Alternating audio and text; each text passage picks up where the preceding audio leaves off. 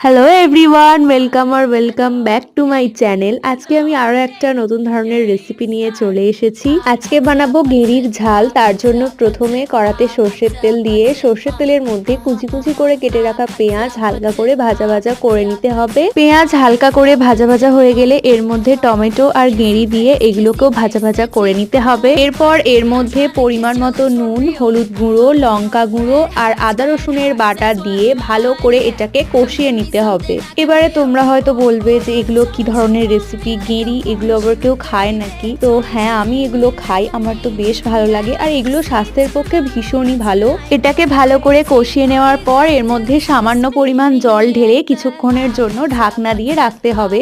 সামান্য পরিমাণে জল দিয়েছি কারণ এটা খুব একটা বেশি ঝোল ঝোল হবে না। আমার তো গেঁড়ির ঝাল রেসিপি একেবারে কমপ্লিট হয়ে গেছে। তোমাদের ভিডিওটা ভালো লাগলে অবশ্যই একটা লাইক করে দিও। আবার দেখা হবে পরের ভিডিওয়। বাই।